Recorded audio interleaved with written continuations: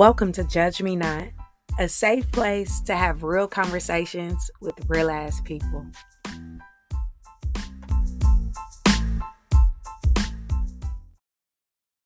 Hey, y'all. Welcome to another episode of the Judge Me Not podcast. I'm your pretty cool host, NVD. Y'all know at least I think so myself. What the fuck is up? Before we get started, I got to check in. How are you feeling? Who's been checking up on you? Be mindful of that and move the fuck accordingly. I know my motto, if you got time for a podcast, then life can be that bad. Bitch, if you got time for a podcast, is life really that bad? Look, I don't know if I'm going to be able to do the whole 30, if I'm going to be able to do 29 minutes, but I said in order for me to stay consistent, because some people really be on my ass about me being consistent with this podcast, and a lot of people really want to join, but I have to first commit to myself for being consistent with this podcast and whatever it is the fuck I'm trying to do with it before I can get anybody else involved. I am professional. So it's one thing for me to do it on my own. It's another thing allow other people to join. So I said, if I have a good topic or a great conversation, or I'm just compelled to record, I'm just going to do that. And whether it's not the full 30 minutes or it do make it to the full 30 minutes, I'm just going to start uploading shit, right? So before I call myself calling it a night, let's recap.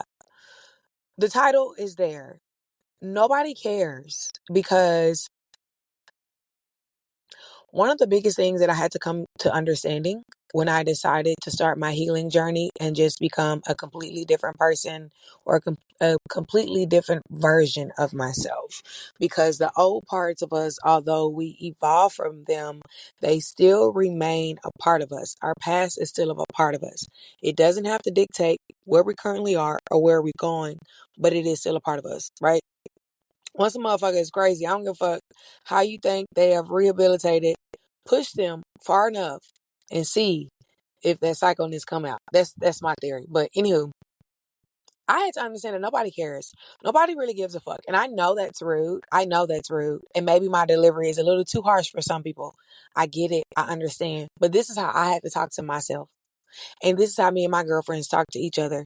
And this is almost how my therapist talks to me. Yeah.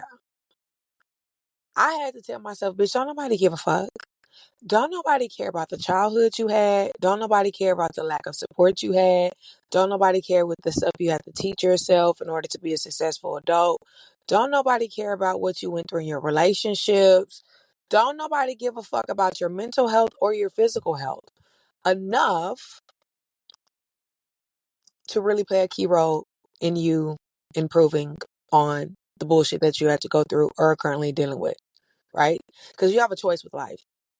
Either you can just fucking submit to the fucking card that you have dealt, and you can be mediocre and you can just live a life on a cycle. Or you can say, okay, this is the fucking cards that I've been dealt with, but what the fuck can I reshuffle, pass off, put back in the deck, and create a new hand for myself, right?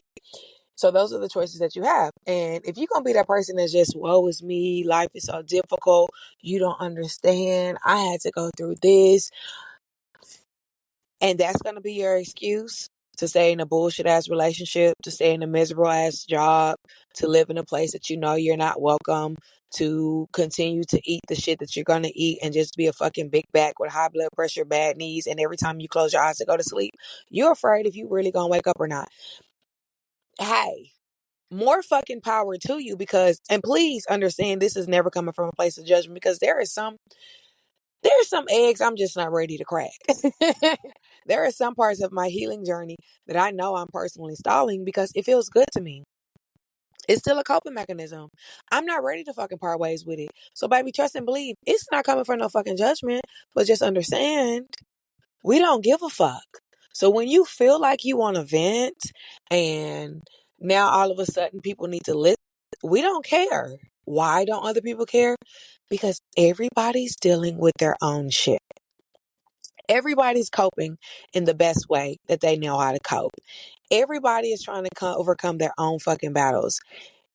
Don't nobody got time to pacify somebody who really don't want to put in the fucking work. Okay, cool. And this is the life that you chose to live, and this is the life you continue to choose to live. So please do not get mad at us because we refuse to pull out the baby violin on your bullshit. We accept that you ain't shit. We accept that you're going to be fat as fuck. We accept that you're going to be the narcissist fucking parent that's not ever going to get their shit together. But don't be coming crying when you have to deal with those consequences and boundaries that people create once they accept that you are okay with being mediocre and living in your trauma and making excuses rather than addressing it and healing. Don't nobody care. Listen, I went back home for the holidays, and home for me is like for the same for a lot of people. It's a touchy situation, although you love where you're from and the people that you grow up with because it is a huge part of your identity, your perspective, your cultural upbringings, your memories, your first, all that bullshit. Sometimes people grow, expand, evolve, become more cultured, you know, and going back home could be a trigger. It could remind you of the things you have to overcome. It can really remind you of what you endured and said, this is enough. I'm not going to do it anymore. So I'm going to remove myself from this situation and I'm no longer going to behave in this manner. So you'll also think it's acceptable because it's not. So I'm choosing to break the generational curses. And although I love y'all, I can't fuck with y'all on a consistent fucking basis. Yes, that's me when I went home because I'll go home and I don't really stay, or if I go home, I'll just like be really precise about I'm going to see, who's going to have access to me, and what my purpose for going back home is. First of all, let me say, I come from a fucking get out sunken place in fucking Texas. The good old boys is deep. Yeah, it is such a stereotypical Texas town. Although I am so glad that I was raised there for several reasons of small town upbringing, good home family values, hard work, hard labor, the understanding of the importance of families, and all those things that come with that. On the flip side, I definitely understand that racism is fucking real and thriving. I definitely understand the disparities and unequal playing field that we are dealt. And I understood this from a very, very early age because my grandparents picked cotton. Our photo album is full of cotton picking, crop sharing, segregated schools, segregated teams. That's what our photo albums are filled of, right? We still have a segregated fucking pool. They say it's membership only, but some type of way niggas still can't get members. It's 2025. Ain't not one black motherfucker had a membership. We have separation in the vision of race of where you can live. We say on one side of the tracks, they say on one side of the tracks. So that's one reason why the fuck I hate to go back home, because I feel like I'm going back to this racist ass territory. I've been gone so fucking long. I am so afraid to get pulled the fuck over because they don't remember me. Because when they remembered me, oh, I was different and I was acceptable and I was able to be tolerated. Now I'm just a black girl on the outside coming in. You get what I'm saying? And there's no diversity in blackness. And I didn't really understand what black joy, black culture, and how dynamic it was, and black success. I did not understand what that was living back home because there is no representation of black success. There are no black businesses. There are no black teachers. HBCUs are not pushed in our school districts at all. At all. So it was a culture shock for me, but it's also like a culture shock for me now when I go the fuck back home because I'm like, oh God, okay. It is just a constant reminder of how fucked up and divided we still are as a great nation. And I'm not surprised about what's been spewed out or who got revoted. I'm not fucking surprised because I grew around that shit. And it's a lot of people in the South that grew up around that shit. Right? So that's that. The other part is the fucking part of dysfunction of the family. And we all have fucking dysfunction. We do. But I'm at the point of my healing journey and my maturity journey that I know how to articulate myself with the hopes and expectations to have a mature dialect that will come to better understanding and possible group healing to address what the real issue is. You get what I'm saying? Because we all got that one family member that is just never them. It's never them. And 9 times out of 10, the shit that they're going to be talking about makes no fucking sense. And it's like, what fucking reality are you living? See, and then you get to the point that you don't even finish your thoughts because your first thing you say, see, this is why I don't come around you motherfuckers. This is why I don't come back home. This is why y'all say I'm funny acting. This is why I lie in the group chats with the family and I'm all for it in the beginning and 2 months out and I'm excited. And the closer that it get time, my spirit reminds me of how hard I had to fight to become a calm, soft, reasonable individual and all of the therapy that I have to go through and the constant self work, self harnessing to control my emotions and think logically. It's because of these motherfuckers. I love my family. I do, but oh, they get on my nerves sometimes. And then when you're back home and you see the family dynamic and the chaos, and although I crave the chaos, and that comes with healing, sometimes you miss things that are not good for you. Sometimes you miss finding comfort in chaos. Sometimes you miss finding the commonality in toxicity in generational curses because you go around people and your bad behavior that you know is holding you back is going to be acceptable around these people because they're practicing the same things. So it's a safe place of no judgment, right? Cool, fine and dandy. But then, you go and you mingle with people you grew up with, you mingle with old classmates, and sometimes the friendships last through a test of time. I have a handful of people that I don't care how long it's been, we run back into each other.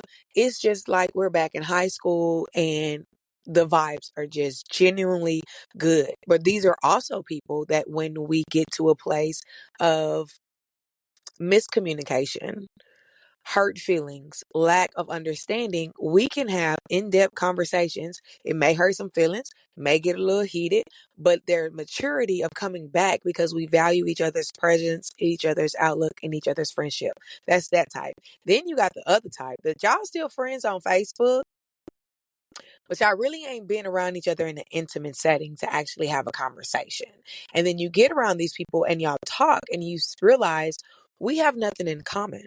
It's no love lost. It's no hard feelings. It's no beef. I don't think I'm better than you or vice versa. It's simply that our life paths have separated.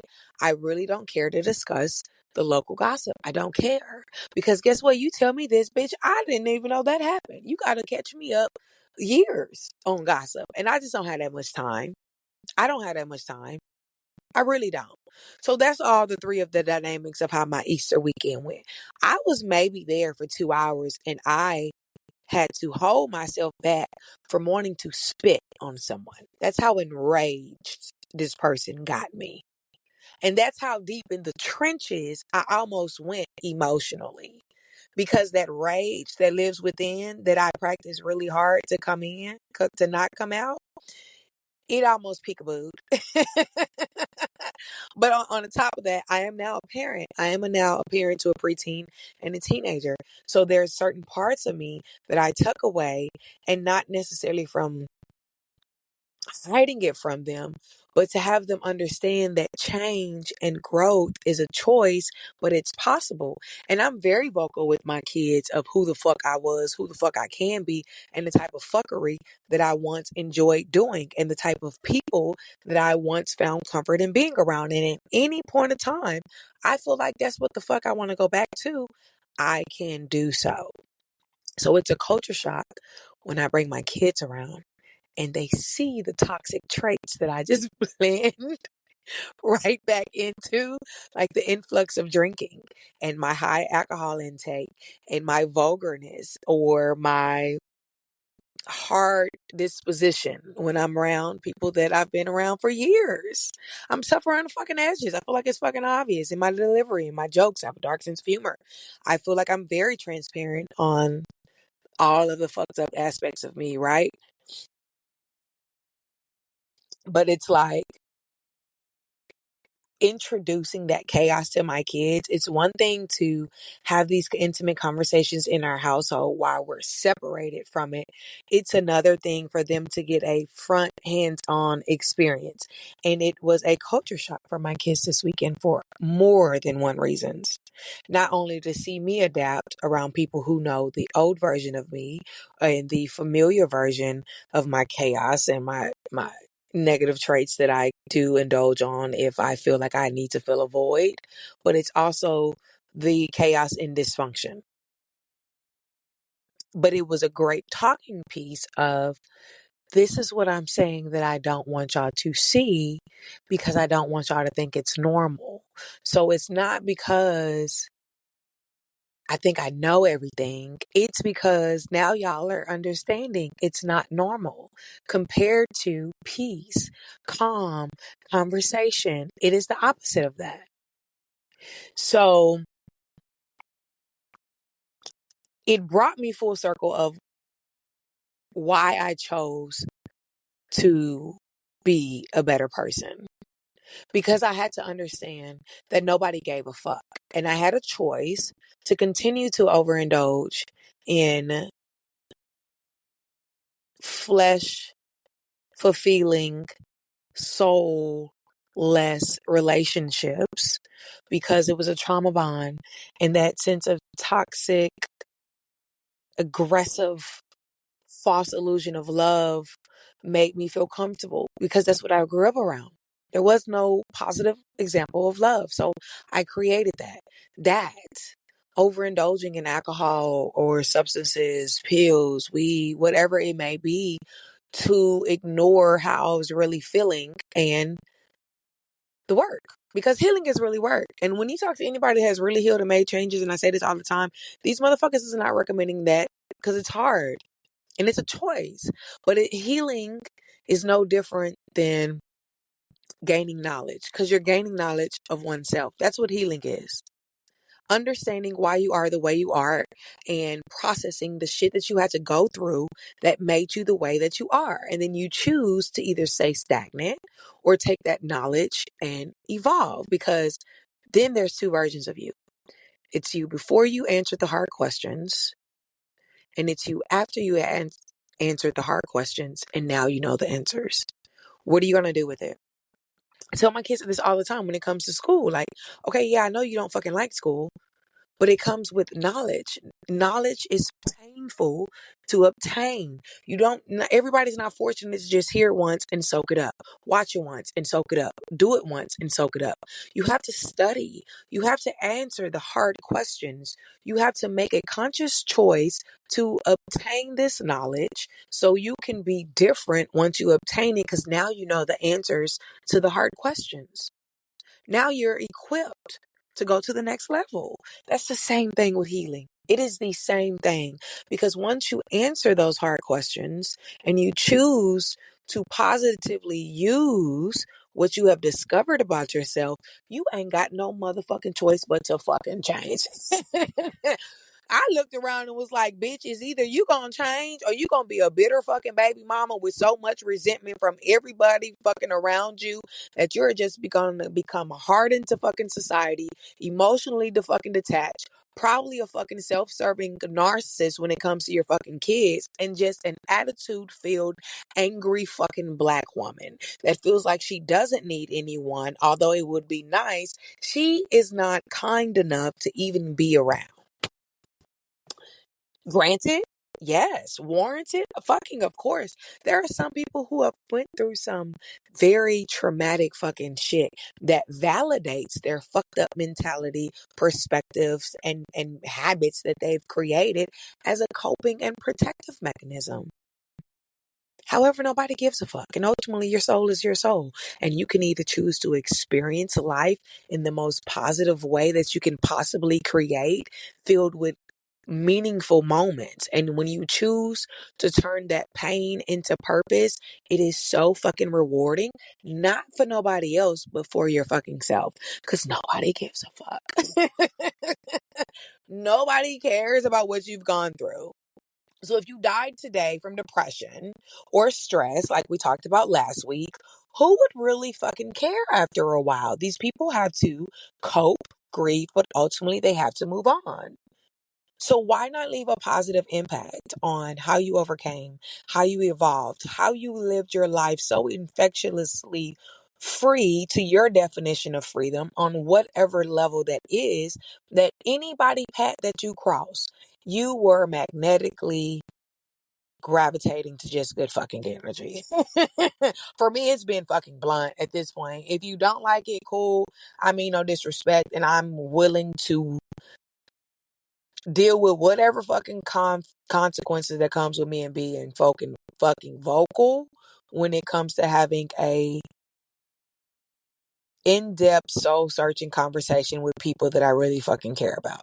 Either you're going to receive this and we're going to discuss it and we're going to grow together and collectively we're going to be beneficial, or you're not going to fucking perceive it and you're going to deflect and try to push off your negative image of yourself on me, and it's probably going to get escalated, and we can do whatever fucking way we can do, because healing is never an end destination. It's a consistent choice to operate on your highest level. So at any motherfucking point that somebody want to get crazy with me, I can match you if that's what you want to do. I don't want to do that because that's easy for me, and it'll actually be rewarding for me to release some pent up energy. It's not conducive to growth. It's not. And a lot of people don't heal in themselves, their children's, their relationships, their partnerships, their businesships. A lot of people don't heal themselves, and it stalled the growth on all of their fucking aspects. They just got fucked up relationships. They just got fucked up trust. They just got fucked up communication across the fucking board because they refuse to heal within themselves. And they just want to be rah, rah, rah, attitude, fuck it all the fucking time. Okay. You know what? Be like that. You're fucking negative Nancy. Keep your negative Nancy ass over there and watch from the outside as I just focus on being a better person for myself. I'm not worried about nobody else because I know if I'm a better person for myself, I'm going to become a better person. And then by becoming a better person, automatically, subconsciously, by accident, any room I walk in is going to be affected. My children is going to be affected. My relationships with my sisters, my mom, my father, anybody that I'm connected to, it's going to be connected also in a positive fucking manner. Because although they don't care, I care about myself. And by me caring about myself, now I have boundaries. Now I have better communication skills. Now I understand people better. Now I know how to control my emotions. And a lot of fucking time it's been me. I say it all the time. I be the fucking problem. My closed mind, my warped perspective of it's about me. And you should feel sorry because nobody cares. That it was the hardest question I had to understand. And I wish more people would just come to that conclusion. Nobody cares. Nobody's going to come to save me. It is up to me to do the fucking work. Because, baby,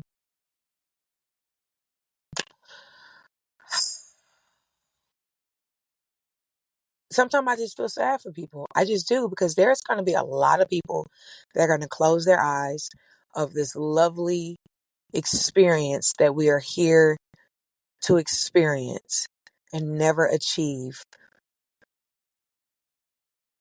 anything that they were put here to achieve, and never tap into any of the gifts that have been secretly instilled in them, because they're never going to do the work ever.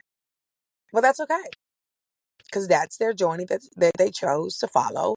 But at the end of the fucking day, when it comes to family fucking gatherings, calling me to vent or anything like that, if I'm giving you constructive criticism, if people are giving you support, if people are giving you resources, and time after time you drop the fucking ball, listen, I don't care no more.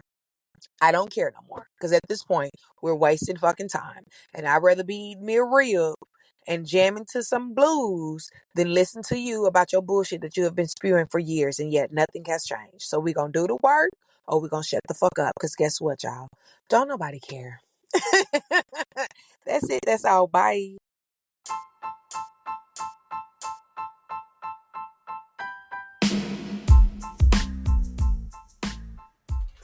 Welcome to Judge Me Not, a safe place to have real conversations with real ass people.